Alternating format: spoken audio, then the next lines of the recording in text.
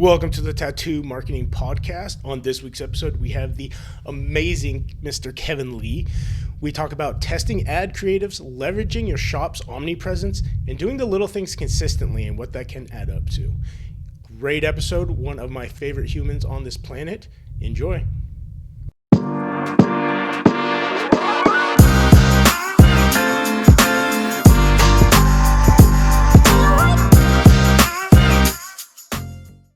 How's life been, man? Busy. Yeah. I think I don't know if did you see that I've been building an AI content stack creation app. No. Dude, it takes everything that's great about using ChatGPT and takes away all the complicated stuff and makes it really, really simple. I mean, and it makes tons of content in about a minute to 2 minutes. So like the whole idea of making, say, even a year's worth of content contextually accurate, about a minute to 2 minutes.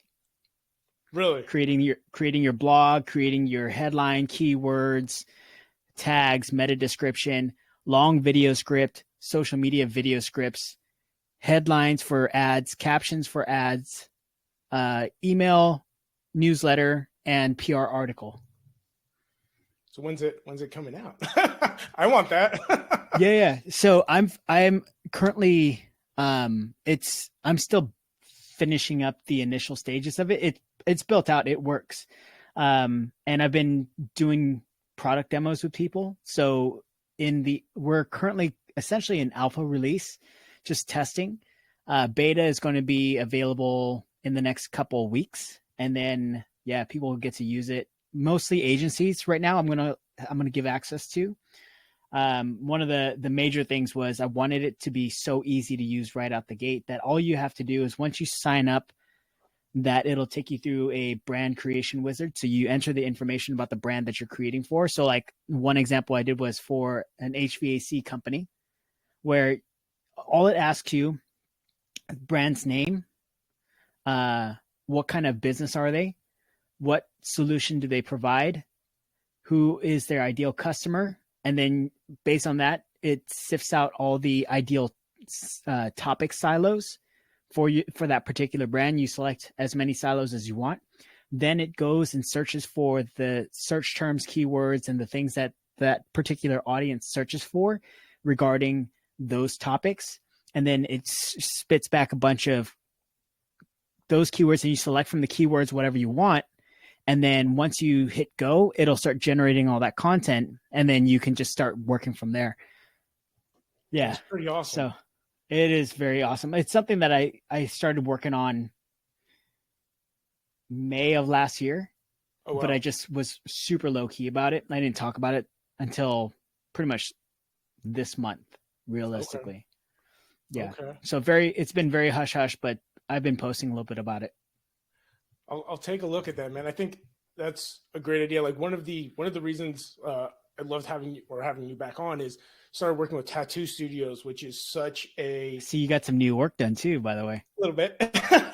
Jeez. Yeah, is such a artistic, like visual thing. But where they really, really lack is something like any kind of outreach, any kind of marketing plan, any kind of, I mean, they're artists, and some of them are artists with a little bit of business experience, but, even the photos that they take, every single 98% of tattoo artists take just a photo of the tattoo. It's nothing about the experience, the journey, there's so much more that's so untapped.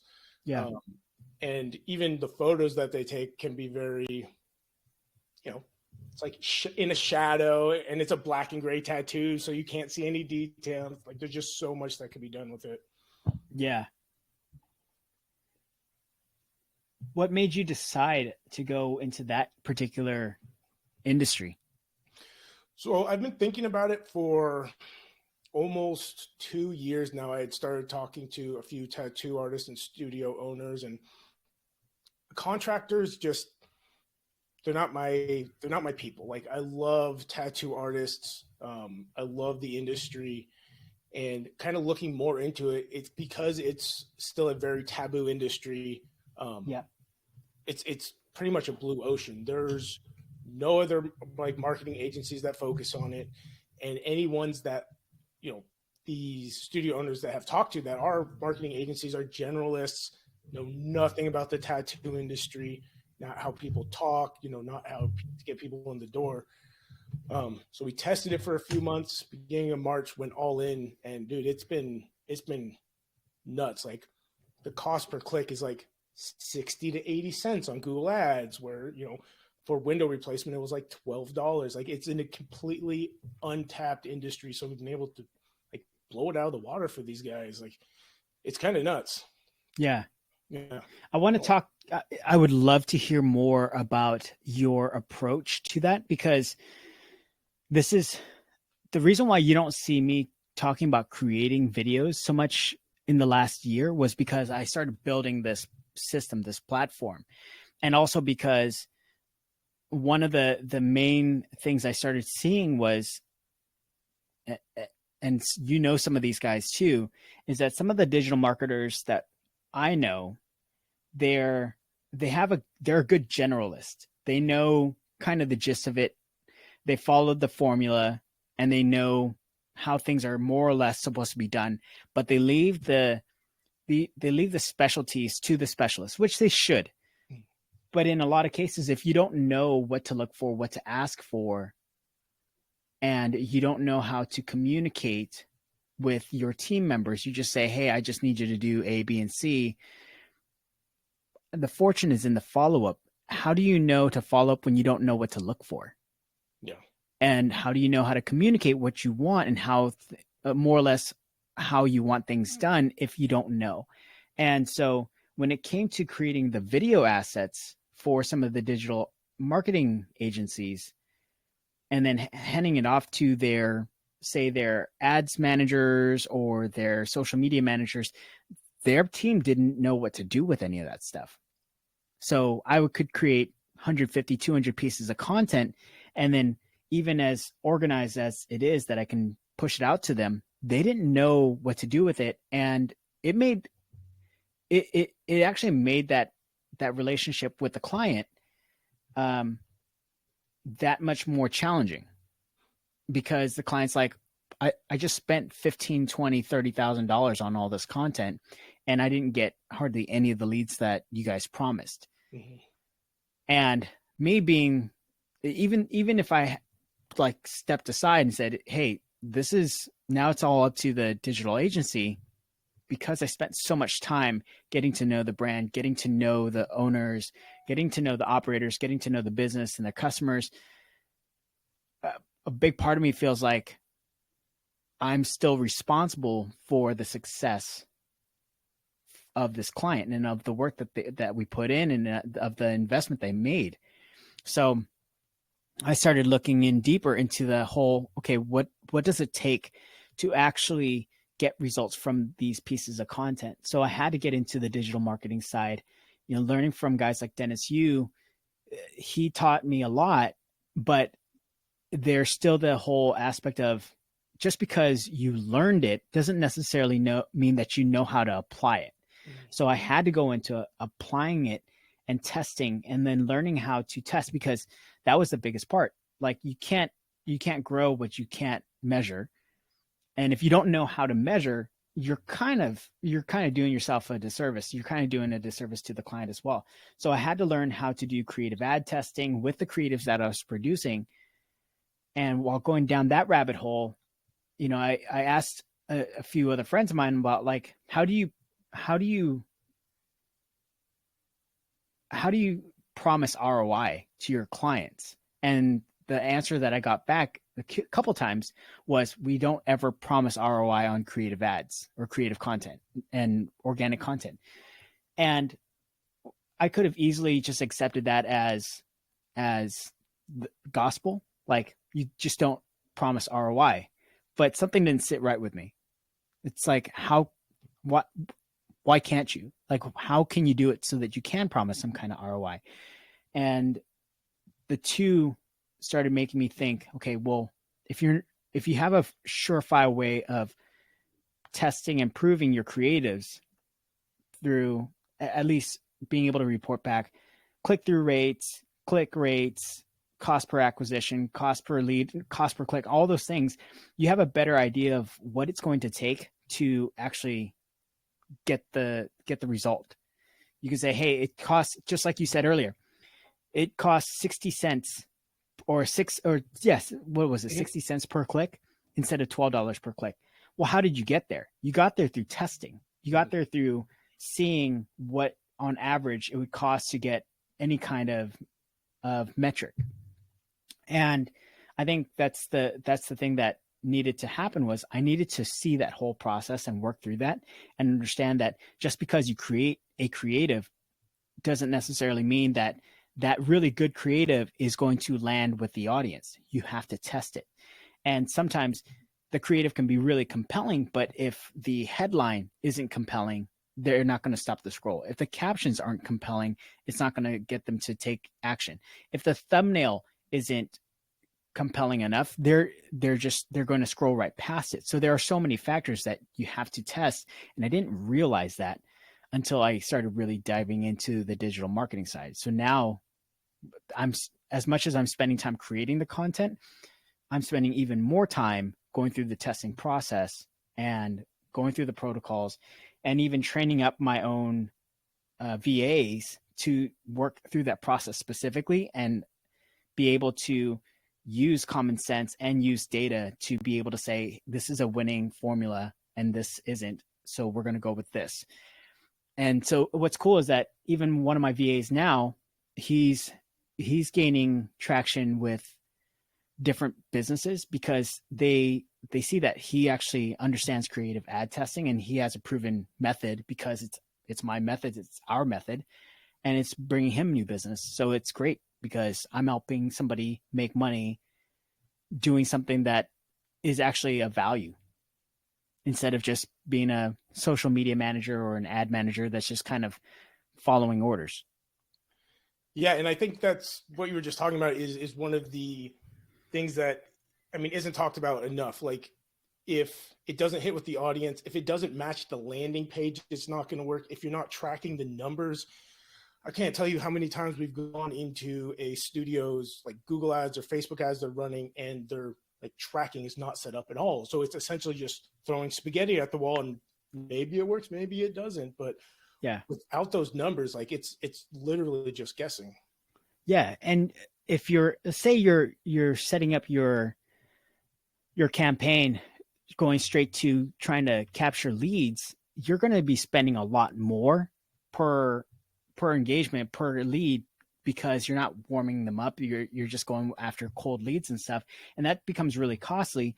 And like, again, say you hired a videographer to make a killer highlight video, and it costs you $2,000 for that day for them to film, another $500 for them to finish editing and delivering it. That's $2,500 that you're already in the hole for, and then you have to push it out. And if the agency just says, this is really cool, we're going to push it out with this headline and this caption, and we'll just see how it goes. I know that's not necessarily how all digital agencies work, but if they're not actively testing and going through the process and then having a system to do it at scale, say they're doing it initially with a rule set of 400 impressions, which is how we pretty much test all of our assets. We run a small test at a budget of $10 a day, and we max out at 400 impressions, which is maybe $2 or $3 at a time. It only costs $2 to $3 to find out which of the headlines work best. And then we go through the caption round, and then we go through the thumbnail round. And after spending maybe $15, $20, you find a winning formula, and then that becomes the thing that you're going to run with this particular creative, this particular headline, this particular caption, this particular thumbnail, and then you run it. And that allows for us to be able to say, hey, of all the creatives we ran through, this is the one that's been working best with your test audience. This is the one we highly recommend running with your real audience, which is not too far off from the test audience. And what I found from doing stuff like that, doing that particular protocol, while testing, we're creating new audiences, we're creating new fans or people, more engagement from an audience that didn't know that that brand existed or that solution existed before. And it's actually growing the audience while testing our creatives, our headlines, our captions, and finding those winners. We're able to kind of get, especially because we have AI now, we're able to find much quicker what would be the most recommended headline caption or thumbnail meme to use. And so failing over the course of the last 2 years at being the content creator slash digital marketer, I never would have ever in a million years thought I'd be calling myself a digital marketer. Failing alongside the partners that I partnered with made me say, okay, I have to be more than just a content creator. I have to be much more involved, and I have to learn these whole systems, because without those systems, I'm just throwing spaghetti at the wall. So, and that's how it ended up taking me down this rabbit hole of not just creating the social media assets, the video assets and stuff, but also realizing why digital marketers spend so much time talking about SEO and blogs and stuff, because that is the long game. Like, that is, if you really break it down, cost per effort, blogs are the easiest and the most inexpensive way to go. And you're not necessarily spamming the internet, but you can do a lot more with really good written content. Now, the cost to do that, obviously you need a copywriter, and you need somebody who's, I guess, the project lead, you need the content manager and all that stuff. And that can get costly too. But now, because we have AI, creating content is so much faster and so much cheaper. Obviously, there are some things about it that people are going to argue about, especially with AI detection and stuff, and with Google and Eat. And there's also a bunch of new factors to it. But if you're creating those blogs, but you're using those blogs as the foundation of what you're going to create in terms of your videos and your social media assets, now you're creating congruency. And if your landing pages, your sales pages are reflecting the silos and the topics that are associated with the content that you're creating on the blogs, you can create a web of content that will create the authority and position you as that expert and rank you higher in the search engines, because you're creating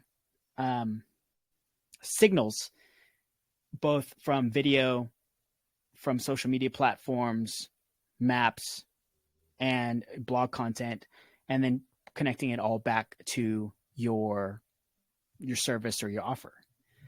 So yeah, a lot has happened in the last year where I was just like, I have to fast track this thing. And I'm very fortunate to have failed as hard as I did. Yeah. It's good to have taken it away as a lesson, and then just actually, jumped right back into it, but figured out how to figure it out and how to make it better. Yeah. A lot of people... But it doesn't mean that I've given up on video. I mean, yeah. I've sold a lot of my video equipment because I was like, I only need 8 cameras this time. I don't need 12. I just need 8 cameras now. Yeah. And what the thing is it's actually helped me become much more efficient at how I operate as a content creator, as a videographer, rather than saying, hey, I'm going to just charge you $30,000 right out the gate to create a bunch of content. I can say, hey, let's scale it back and do a smaller bit of content at a time, because I can create the content. I can create a batch of content based on this particular silo, this particular set of keywords. Let's just create this content, make an entire stack of it. So make your blog, make your long video scripts, make your social media video scripts. Here's all these headlines that I'm going to test. Here are all these captions I'm going to test. if you have an email list, let's send that email out that's already been pre-written for you, talking about the article that was written, and then we're going to link back to that article so that we have something for your audience to read. And then even the social media content, it's all going to link back to that particular blog, but it's also going to link back to the service page or the offer that you're going to have. And when it comes to just even thinking about like the tattoo industry, there are a few tattoo artists that I follow, and it's because they're really good. Their work is really good, but I think what really sells it a lot of times is that they're doing video. They're doing video highlights of some of their work, and it's just beautiful. But you know that they're not using high-end cameras. They're using their phones, and they're using really good editing software, right? Just CapCut even to edit, and they're throwing some fire music tracks against it, and then that's it. But then there's sometimes when they post videos of just them talking about their passion, about even their technique, about the products that they use. They could like not be selling anything at all, but it's that kind of content that lets me know who they are as a person. It lets me think, okay, if I were to sit down in the chair and we would spend 6 hours together, would I feel like that time was really valuable and meaningful? Would I have enjoyed sitting there with that person for 6 hours? Or not? Like, I think people generally buy and do business with people who they admire, who they like, trust, and want to do business with. If I don't know anything about you and you just do some work, that's cool. But if I'm only seeing the work that you do, that's great. But if I know the kind of person that you are, I'd be like, dude, I really want to do business with him. There's a tattoo artist named Bob back in Orange County. He does work for a lot of my friends in Orange County. And I've sat in on some of his sessions, and he tells the funniest stories. He just tells the best stories. And I'm like, I'd rather sit down with him and have him do work on me, because I feel like it would just be a lot of fun. Yeah. And I would imagine if you're creating content like that, just talking about stories, experiences, things that make me laugh, that make me go, that make me think, that make me go, huh, that guy's pretty awesome, or that gal's pretty awesome. There's a pretty good likelihood I'm going to reach out and book some sessions with you. Yeah, man, agreed. And I was having this conversation a few weeks ago with this guy, Matt Vaught, who's this really well-known tattoo artist.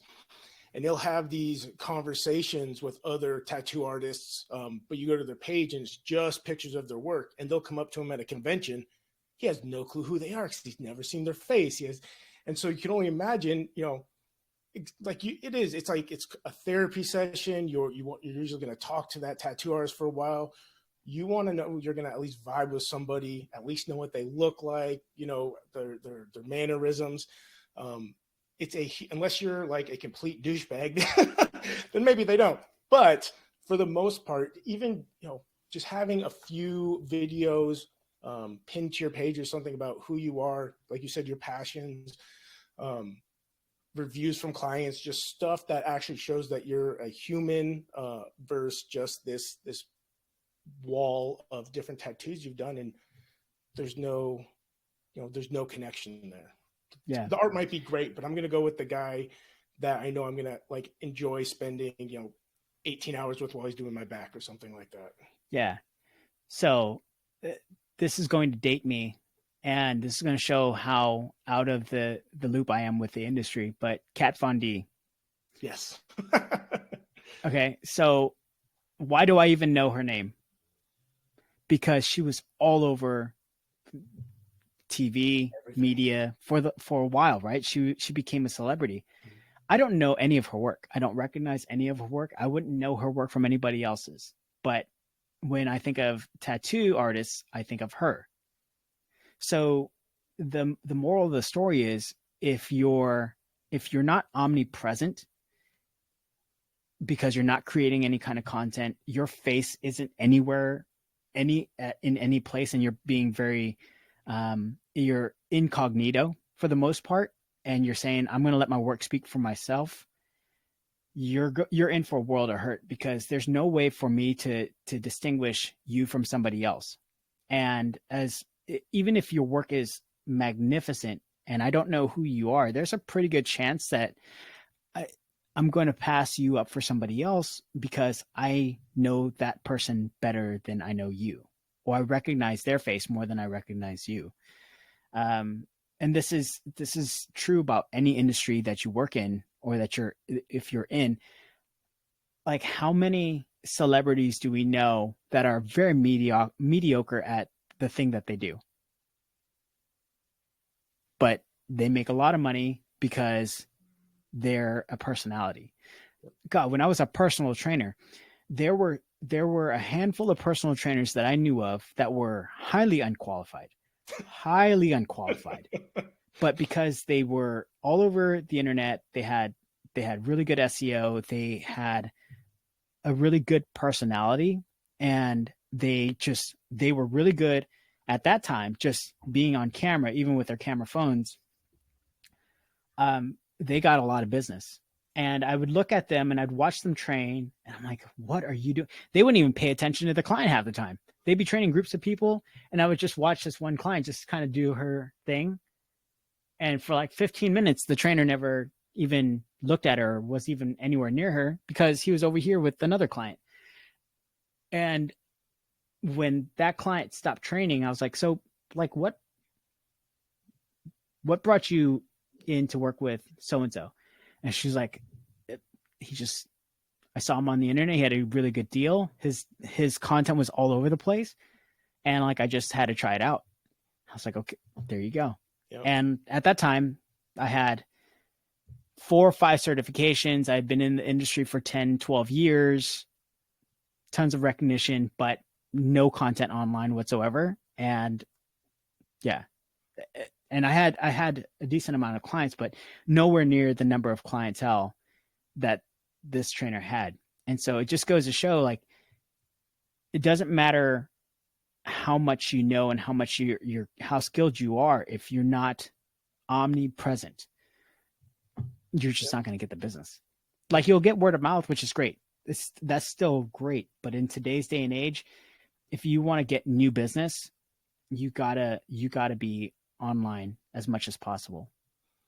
It really goes back to the saying, is it better to be the best or the best known? And really, I'd say a happy medium in there. But I know a lot of tattoo artists that, okay work, but they're booked out 6-9 months, and the tattoo artist that's amazing isn't. And it's because just nobody knows who they are. Nobody knows that they're there. I was talking to an artist who lives up in Canada, and she is a phenomenal artist, like amazing artist. It's not booked out as far as she wants, and you can tell just by the level of work she does. It's just because not enough people know she's there. Yeah. And like, how, if you had to talk to her right now, what would you say to her to get her moving on creating omnipresence? I think the biggest thing that people are missing is one, like we were talking about, social media, where they're actually showing their face versus just their work, and paying for just to get impressions, to get eyeballs on you within 7 to 10 miles of where you're working.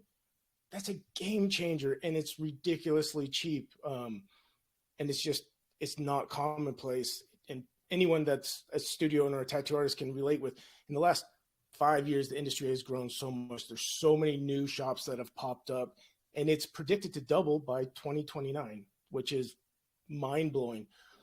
But you're going to have these quote unquote kids, that are in their mid 20s right now, opening shops in the next 6 years, that grew up on TikTok, that grew up on social media. And this is going to be very normal to them. They know they're going to need to do this. So if you don't start adapting, if you don't start getting your shop out there now, I mean, you could be in your location for 20 years. but in the last 5, you've seen 5 shops pop up in the next, or within 2 miles. In the next 6 years, you're going to see another shop show up. If you're not on top of mind, like, you're going to watch your margins diminish significantly. So just getting your name out there is, and you don't have to spend a ton of money. You know, it just doesn't have to be this crazy thing. But it's just not, tattoo shops are very much still in the 90s, and it's just not, you know, it's going to be adapt or die pretty quickly. I have a really good question for you. Going back to what we were talking about when it comes to, and it goes back to what you were just saying about spending some money on just getting some impressions and stuff. On average, what does it cost, say, a single campaign just to get impressions, just to get the word out there, get your name out there, get your content out there? What's the average set a tattoo artist or a studio would need to spend just at one go, just to get the word out there, quote unquote?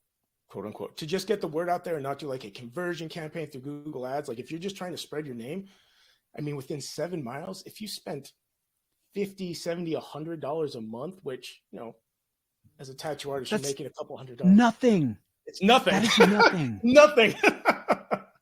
Yeah. And that blows my mind. And that's the thing, that as a business owner, because I didn't know any of that kind of stuff, I just kept thinking it would cost hundreds, if not thousands of dollars to do any of that stuff. And then when I tried to bootstrap it and do it myself, I was in over my head because I didn't know any of that stuff. I just thought, okay, create a picture, a video, sign up for Facebook ads or Google ads, and then navigating the dashboard and trying to figure out how to do it. Even with their ad wizard, I don't know what to expect. And I'm just throwing money out there. And even if I spent $5 or $10 and got no impressions back or no results, or not the ideal results, it would be kind of crushing. And then I'd just be like, you know, it doesn't work. Yeah. And I think that's the case for so many businesses out there.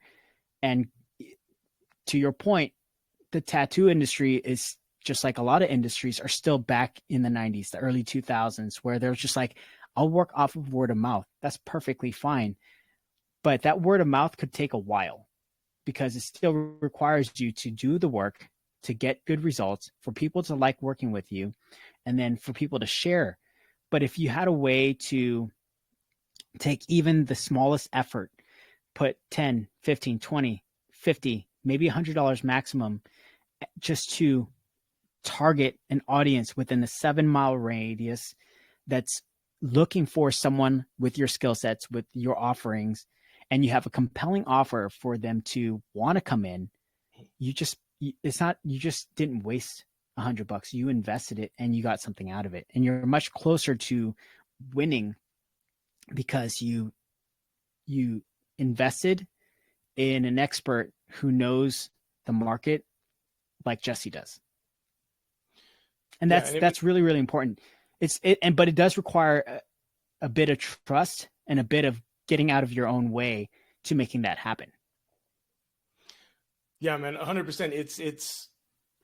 We like, back to what you said, you know, some people say that they've spent money on Instagram ads and they got nothing out of it. It's like, well, one, probably wasn't set up correctly. It's a thing we see a lot. And two, like, as long as you're targeting within driving distance to your shop, you know, that's still branding. Even if you didn't get a phone call from somebody, they still know you're there now. And one of the best long-term plays you can do is branding. Like, not everybody wants to get a tattoo today, you know, but how many are going to get it over the next 3 years? And if for the last 3 years, they've been seeing your face, your shop's, you know, logo, the work you've been doing, they already know, like, and trust you. Guess where they're going? You know, yeah. There's a lot that can be done with that. So like you said, it doesn't have to be this crazy amount of money. It just needs to get out there. And back to word of mouth, like, obviously word of mouth is the best. Like, having a referral from somebody that's gotten it is awesome. But what's going to happen in 6 years when all these other shops have popped up and people are, well, we'll try out the other shop, and then they love that person, because everyone always wants to go to the new exciting thing. They want to try it out. They want to see what it's about. You'll see this a lot with bars, like especially in my little town. A club will open, it'll be packed for 6 months, and then it'll shut down because nobody ever went there again. Yeah. But if you haven't already seen your profits diminishing over the last couple years, like it's coming. And I know a lot of people have, especially with one of the biggest things with the changes in the algorithm of Instagram last June, where they started putting reels as the more important thing in video. Tattoo artists that were posting pictures that used to get 20,000 likes are now getting 2,000 likes. They're getting 10% of the eyeballs on it. It's just not where it used to be. With paid media, that changes. Like obviously Facebook, Instagram, Google, they want to put that first because that's how they make their money. Yeah. So ads are always a good thing. But you just never know with those social media platforms also where nobody thought that was going to happen last June. I guess you could see it coming with how well TikTok did, but what are the changes going to be in a year? The changes from iOS 14 to Facebook were huge. There's just so many different things that can happen just relying on one source of, whether it's word of mouth, Google, Facebook, branding. Eventually something's going to happen, something's going to change. And if you don't have those multiple streams of consultation requests and piquing interest, like it's not going to last forever. That's just how it goes. Yeah, absolutely. And I love that, because I love what you said about it, all the different platforms. They're always going to change, and it's an ever evolving landscape of content. But the whole point is none of that matters. None of those changes matter if you're just not creating content, period, because you're not even on the landscape. You're not even on the map. But if you are creating content and you're creating content consistently, you have a formula for creating content, you're always going to have you're going to be leaving digital breadcrumbs all the time. And the different platforms, the search engines are always going to keep track of all those things. And as long as you are showing up, creating content, showing who you are, showing that you're an expert in your space, regardless of what space you're in, you're creating authority, and you're creating more reasons every single time why somebody should come work with you. Yeah, I started reading. Have you read The Compound Effect? Chris Rodriguez recommended it, and it's all about, like, you don't need these giant, drastic, like this $5,000 sign in front of your shop. You need to do these little things every day consistently to get your name out there. And you might not see the results in a day, in a week, in a month, but in a year, in 2 years, like, you're going to see a drastic change. It's just putting out content that resonates with your audience every day. And it compounds over time. It's almost just that simple. Yeah, it really is. And I think and I can understand when somebody says that is so much easier said than done, because it does require being intentional with your time to create. And as a content creator and a videographer, we always talk about batch creating. Well, that still requires intention and time. So say if you spent one day out of the week where you're creating content, I think the biggest challenge is, especially if you're doing it yourself, is what do I need to create? And the challenge that comes with that is you have to have a system for coming up with the ideas, for coming up with the content, having a content schedule, and then being diligent about dedicating that time to doing the content and then doing it well. And then you're talking about, well, how am I going to edit all this stuff? Who am I going to? You really have to get out of your own way. I'm convinced that when you're first starting out and you're bootstrapping it and funds are low, resources are limited, you have to do everything as much as you possibly can yourself. But if you can outsource some of the tasks to somebody that you can trust to do it, and do it for cheap, or for trade, by getting out of your own way, you're going to be much more successful. And I think as a tattoo artist, if you're flying solo and you spent your entire career flying solo, I can understand the mindset of I got to do it myself. But if you can find somebody that you can work with for trade or for a discount, or if you pay them, whatever, trusting them to handle the tasks of social media management, creating the content, creating videos for you, editing stuff for you, showing up and shooting some stuff for you, they'll save you so much time. And that's the one thing that you can never make back. You can make more money, but you're never going to get back the time. And where you want to position yourself is, if you're positioning yourself as an expert in being a tattoo artist, you just want to spend your time doing the thing you love, which is doing tattoos. Don't get caught up in all the other tasks. Outsource those things. Delegate. Find a content creator. Find a videographer. Find somebody that you can pay $15 an hour just doing video, just with the phone.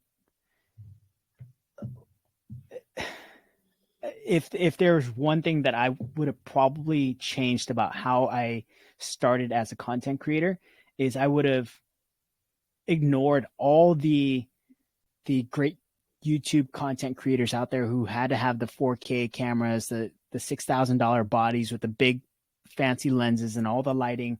And I would have gone after the content creators who were just skilled at using their phone, because I could have saved so much money, made so much money, made great content, and also learned to be very dynamic and be able to roll with the punches of what the social media platforms are dishing out. Because TikTok is a great example of this. There's a lot of brilliant content out there that's all shot with the phone.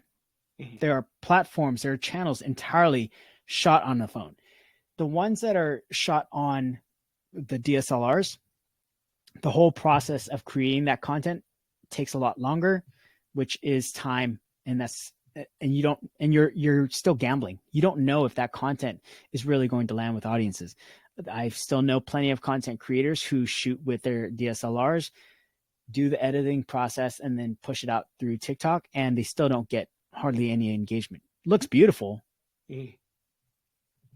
But it's a numbers game. If you're creating consistently, frequently, you're going to outperform anybody else who's doing really beautiful content.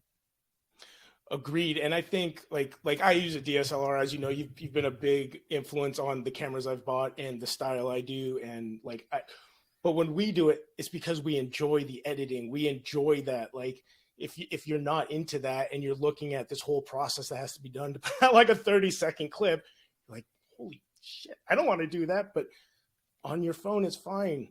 Especially if it's going on social media, like you can shoot in 8K if you want. Facebook's still going to compress that to like 720. Yeah. It doesn't matter how good it looks on your on the camera or on your computer. When you upload it, Facebook compresses it, and it just doesn't matter that it was shot in 4K. It doesn't look 4K. Yeah, and the audience doesn't care if it was shot in 4K. They're not going through the metadata like it was shot in this format and all this. They don't care. What they care about is what's in it for me. Is it entertaining? Is it providing value? Am I getting something out of it? And I can't tell you how much time I spend scrolling through TikTok where I only stop at I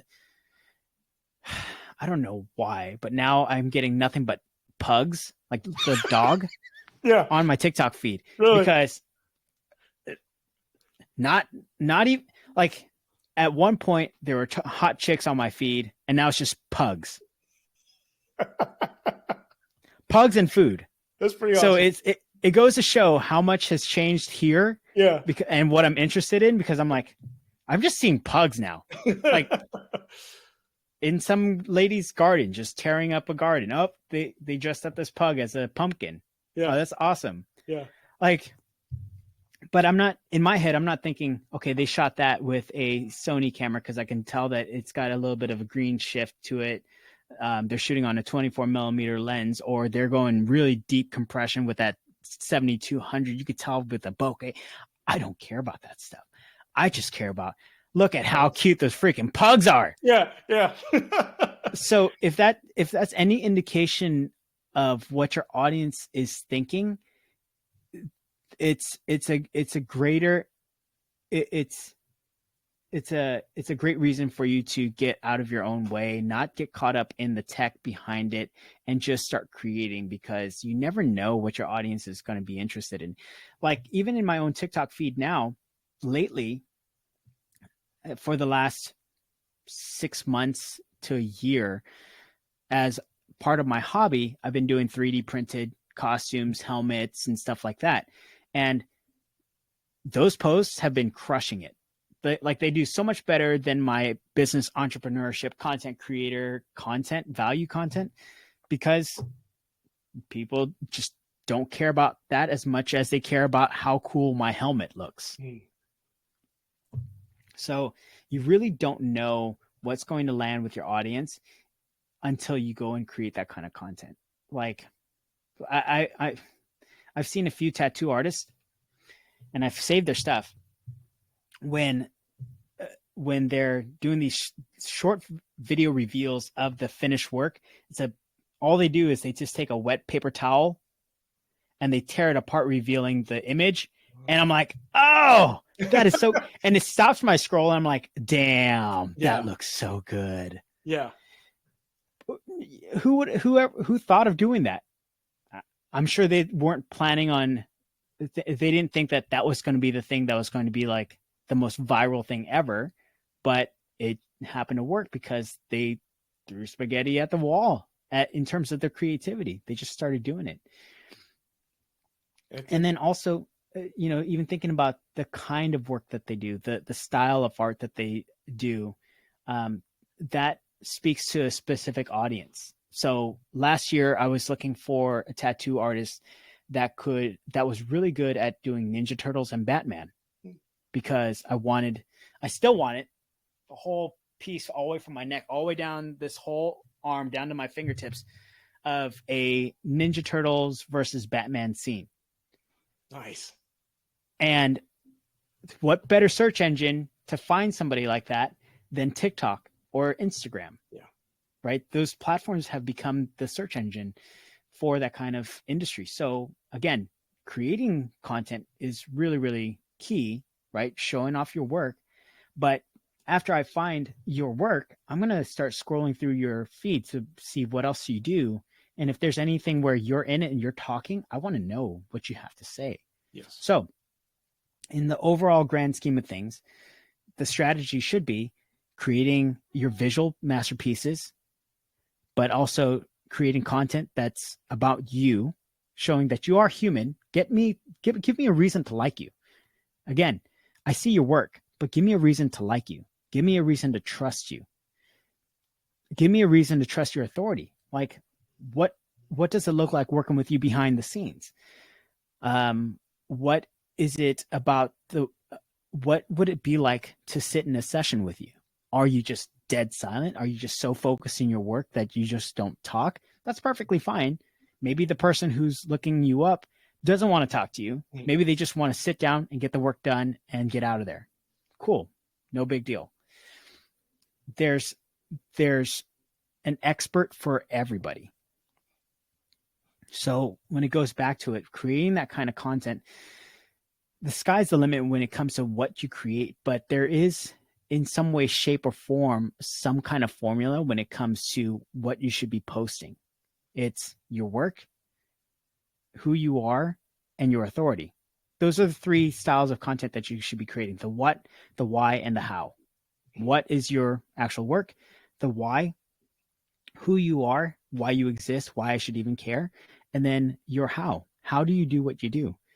If you just stuck to creating those three types of content and rotating through it, you'll have plenty of content to be on your feed that's going to help your audience know whether they want to work with you or not. And there's a handful of things that you have said that I want to unpack, but first one I want to touch on is talking about, 'cause I do have a friend, and like when he gets tattooed, he wants his headphones in, he doesn't want to talk. Me, I want to, I want to chat it up, I want to learn about you, I want to talk about whatever. But so if you can find that person, or you're putting out that content that shows that you're either the guy that doesn't want to talk, or you're the guy that's fine with a full-on therapy session, you're going to attract more of those people. They're going to have a better time because that's what they want. And then you're going to get a better word of mouth from that person. So it matters. Like, it does matter. Like, if I've had tattoo sessions where I've sat down, they don't say a word. And anytime I try to talk, it's just kind of like a grunt or something. And like, I will never come back. I'm not going to tell anybody to come to you. This was super awkward for me, where to other people, that's what they want. Yeah. So that it's I think more important than people really realize. Yeah. Even in thinking about it, like whenever I used to watch those tattoo shows, especially the competition ones, the canvas person is they get interviewed, they get asked like, what do you want and why is it important to you? And they get into their story. And I feel like if your artist is holding the space for you to express yourself, and this is important. This is so much on the meta, creative, psychological, and spiritual side. But the artist is the person that's holding the space for the canvas to express themselves and be expressed. The person they're sharing this piece of them publicly for the rest of their lives. And sometimes it doesn't have meaning at all. Sometimes it's one of those, I got totally drunk and I just wanted to get a tattoo at 4:00 in the morning. Yeah. But then there are those who have spent a lot of time thinking about what they wanted and why they wanted it. And so when they're searching for that person to create that piece for them, your social media feed is your resume. What you post on there is going to be speaking to the person searching you out. So again, this goes back to, obviously your work is going to speak for itself. But if the artist that I'm potentially hiring doesn't show that they get it, that they're here to just do the work, collect the paycheck, send you on your way, even if you do magnificent work, if the artist doesn't have that sense of empathy and doesn't show that they care about your story and your why and why you're getting your piece done, then I'm going to skip to the next person, because the thing that I want on my body may or may not hold a lot of value. Maybe it could be something where I'm immortalizing somebody's image on my body. Maybe it's a kid, maybe it's a parent, maybe it's a grandma or something. If the person that I'm hiring has never worked with somebody like that and doesn't show that, they've worked with people who have stories and have empathy for their stories, I'm probably just going to find somebody else. And that's such an important thing. It's like, again, give me a reason to like you. Give me a reason to trust you. Give me a reason to know that if I'm sitting down with you, you understand you're going to listen to my journey and you understand where I'm coming from, where I'm trying to go with this. Agreed, man. It's you're, again, letting them mark you for the rest of your life. Usually you're half naked. It's a fairly vulnerable. Intimate, yeah, exactly. And it's, there's a guy here in town, Jimmy, great tattoo artist. He is, in the last 7 years, went from a shop by himself. Now he has 7 artists working with him. He's the only shop in our town that has grown the last 7 years. And he is the most personable person. Yeah. Yeah. It sounds right. Yeah. I guess. But you'll ever meet. He's just so fun to talk to. And I mean, obviously he does great work too, but so do other people in town. And it's his personality and the entire experience you have from, like, once you walk into a shop till you leave this shop, that make it so good, that make you want to go back. You want to have a conversation with him. You enjoy like his setup. Like he's put a lot of thought into it. Um, but it's again just going back to, it's an intimate thing, and you want the person that is tattooing you to, I guess not say understand that, because I think they do, but They're holding the space for you to yes, be vulnerable. yes, exactly, And exactly. that is something that it's an unspoken thing, but it's so incredibly important. Like you go into a tattoo shop. I mean, I've come across plenty of tattoo shops where they all have the same kind of vibe, the same kind of look, which is cool. But what sets the experience apart from any other is when you sit down and you're going through the process, and the artists that you're working with, are they are they creating the experience that you want? Yeah, they're working on you, but are they holding the space for you to be relaxed, to be vulnerable, to, if you wanted to talk, can I talk? Mhm. Do I it's not even about creating a safe space. That's not even it. It's just holding space for me to be me. And like when I'm going in to get work done, I'm not going in for you. I'm going in for me. So, yeah, A, I'm going to expect that the work to be amazing, to be beautiful. But to talk about more is about the experience that I had with that artist. And I could think on a handful of times where I sat in on sessions and I was like, this person's awesome. Like I would come back just for this person. I would go back specifically asking for this person because they're just Bob. Bob is that perfect example. I sat in on sessions and we were just like laughing the entire time. Like I couldn't understand how he was able to keep it together and do his job while we were just talking and laughing the entire time. Um, and even though I've not gotten work done from him because he is thousands of miles away, I know that if I ever went into town, I was like, I wanted to get work done, I'd go straight to him. And that says a lot, man. And again, I don't think it can be downplayed, the amount or how important quote unquote bedside manner is, because again, even it is still a job. They are still your client. I know tattoo artists, they kind of have the rock star mentality a lot of the times, but this is still paying your bills. So there should be some effort put into your bedside manner with them. Yeah. Even if you're having a bad day, they're still paying. Yeah, 100%. And imagine that customer at the end of the day, if somebody asks him, hey, where'd you get your work done? Are they going to say, I got it done by so and so at this place, they're awesome? Or would they say, I got it from this one artist at this one place, I don't recommend him? Like, does good work, but I just didn't have a good experience. This is the next part of the whole creating authority in your space. Customer reviews. Customer reviews are still so important. And if you're going through multiple sessions, your piece isn't fully done yet. You're doing a whole sleeve, and it's going to take several sessions.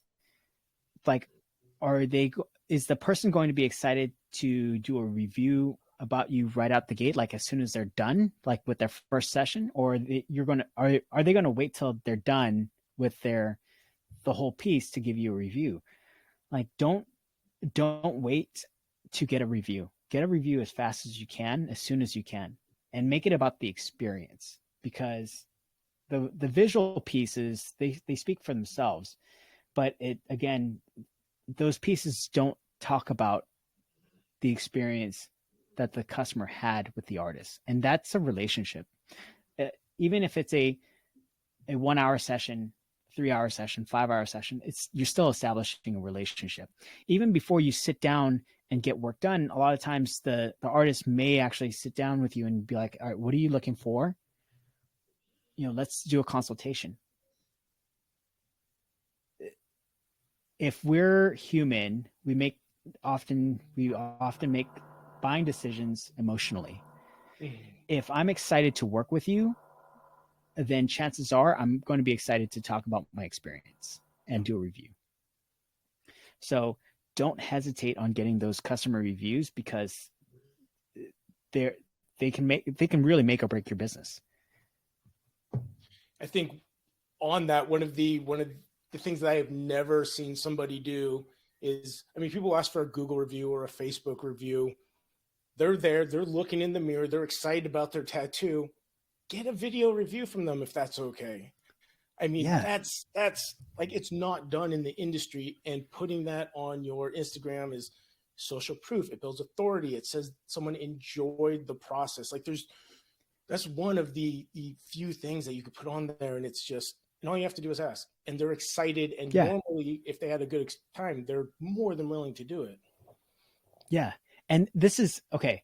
So this is a piece of advice for anybody who's watching, who's in the industry, who's a tattoo artist right now. On that point, getting a video review from a customer, especially when they're already showing excitement for their piece and it's done, get them on camera with your phone.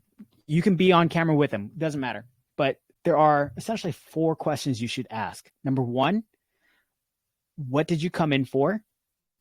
Why was this important to you? Which is the most important question you have to ask. Why is this piece so important to you? Why did you trust me to do the work? And what would you say to somebody who is looking to get work done and is on the fence about working with so and so? Those are the 4 questions you should ask. You can easily piece that together in 1 minute and make a 1-minute video. If you want to make it emotional and cinematic, just throw some music behind it. You guys already know what tracks are going to do it on TikTok because we all know those emotional songs and they always bring a tear to my eye whenever I watch it. It could be anything at all, but the second that you put that one track, that dun dun dun, just those 3 notes with the piano, it's like, okay, I know what I'm expecting now. It's Yep. going to be emotional. Let me go get the tissues. Yeah. But when you get somebody to tell their story behind the piece that they're getting, that's so much value for them, but it's also value for you because you helped hold the space for them to be the canvas, so for them to be vulnerable, to share with you that story of that particular piece, trust in you to create that piece for them, to immortalize that concept, that idea, that inspiration. They trusted you to do it. You did it. And now they're happy. Imagine taking that piece and putting it out there. Now go even further. You put some ad spend against it to market to an audience that's within 7 miles from you. And you didn't spend any dollars to create the piece. So you didn't have to hire me. It didn't cost you $2,000 to make that video. You did it for free. And you spend $100 on that and you get 3 or 4 customers over the lifespan of that video. How much is each customer worth to you, especially if it's say a bigger piece? That the life value of that customer is so much more than what you spent to make that video or what you spent to market that video. Oh yeah. Huge. And that's what I know I've had you for an hour. I'll let you go in just a minute, man. But I agreed. That's people view it as spending their hard-earned money when they're advertising. You're investing in your business. If you spend $100, you got 1 client, and they come back multiple times, and they tell their friends. Like, it's a snowball effect. And I wish that was more understood. Is it? Even if you broke even on your first session, if they come back, they tell their friends, like, now it's all profit. So there's no reason not to do it. One thing I did want to jump on here and talk about real quick before I let you go is something you said earlier about bartering. If you don't have that kind of capital to do it, the first tattoo shop we worked with here in Wenatchee, I have hours that in his seat, to do his marketing. Like, you're a tattoo artist. People love tattoos. If you don't have the money, and let me preface something, don't come to me and ask me this. I'm not doing our services for training tattoos. I got enough. But there is always somebody locally that has the experience of editing a video or shooting a video or doing whatever pretty much you need that will trade it for time in your chair. It is, like, that's, use it. That's such a good way to get things you need. 100%. And there's plenty of people that are in my space as a content creator, as a YouTuber, who don't have all the equipment that they need just yet.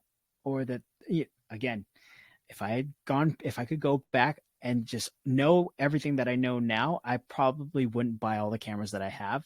I would probably still have 8 instead of 12 cameras, but I would have, it may not work with me, but I remember when I first started as a content creator, the way I bartered with clients was I would have them buy me the equipment that I needed. So maybe it was a camera, maybe it was a light, whatever that is. But bartering goes a long way with even newer, younger content creators who are just breaking into the space, because they all understand that they need certain pieces of equipment. I have probably $60,000 worth of equipment in this little 14 by 14 foot space. The reason why I got here and how I got here was because I started with bartering. I didn't just start making all that money and started buying the equipment.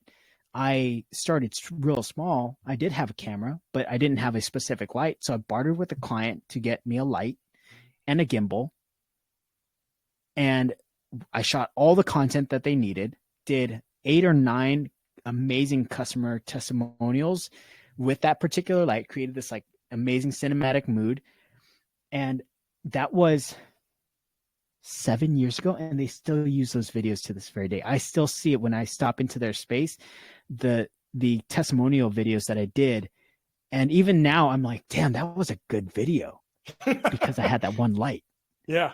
And so if you're a tattoo artist and you're looking for content and you're looking to barter, it can be very mutual. You can be like, hey, look, I will put in time and I'll do some work, give you some hours if you create some content for me.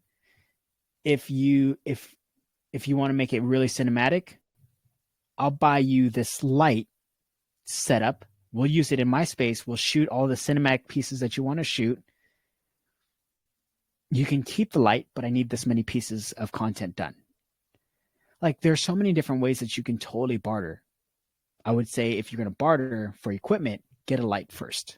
Get a really good light setup, because the pieces of content that I've seen people do in the tattoo space, especially over the chair, the top down light, making it really moody and dramatic, and then just you focusing on your work, getting those close steps, getting the like cinematic lighting. Yeah. Done all day long. So if you're a tattoo artist and you want to barter, do it that way. Make it mutual. Make it a win-win for both you and the creator. And make it a partnership. And I promise you, it'll go a long way, because finding somebody who knows how to shoot in the style that's going to best represent you and your message and your story is not easy. It's not easy at all, because not everybody can shoot in the style that speaks most to you. Maybe you want a lot of lighting. Maybe you want to be kind of luxurious, or maybe you want kind of that classic grungy look. I don't know. It all depends. And not every creator can create the same exact way. Just like not every tattoo artist can create the same exact way. Yes. Agreed, man. Agreed. Kevin, where can people find you, and when and where is the app coming out, and how can people get it? Oh man. Okay. So let's talk about the app. It's called Lucy Live. Don't go to lucylive.com, because that turned out to be a kind of an OnlyFans site. So don't go there. I found out the hard way, because I forgot that I had put in the IO domain, and then I typed in lucylive.com, and I was like, oh, this is not. No, that's not. I had to clear out my history right after that. So it's called lucylive.io. It's named after my daughter because she is smart as a whip, and I wanted something to be able to pass down and say, hey, this is for you. Um, it's in alpha right now. I'm testing it and I'm running it. It works for myself, using it with my own clients, creating content for them. And it sped up the process so much. Like I'm very often proud of myself, but I'm really, really proud of myself for creating this one. We're probably about 2 or 3 weeks away from beta launch. So I'm going to be reaching out to all my digital marketing friends so that they can use it for their own clients. So Jesse will have a handful of clients that he'll be working content with, and he'll be creating batches and batches of content that's going to be fast and amazing. That's awesome. So look out for that. As with finding me, the easiest way to find me is on my website, which is imkevinlee.com. On Facebook, Instagram, Kevin Lee as well. On YouTube, it's youtube.com/@Kevin Lee. I love my name. I'm Kevin Lee. And wherever I go, the cool part is I know that I've made an impact on people when they say my full name when I leave. Yeah. They're like, hey, Kevin Lee. Bye, Kevin Lee. Great job, Kevin Lee. It was so nice meeting you, Kevin Lee. It's because the entire time when I talk, I will throw out my name just so that they remember it. That's awesome. And I know that I did a really good job when they say my full name. They don't say Kevin. They say Kevin Lee. I like it. And it's hilarious. I walk out, I'm like, I brainwashed them to only say my full name instead of just Kevin. Because I'm not Kevin. I'm Kevin Lee. Kevin Lee. So Kevin yeah. Lee. So if I walk away from any conversation and they say my full name, I did my job. You did it. Awesome. Well, Kevin Lee, I appreciate you, and talk soon.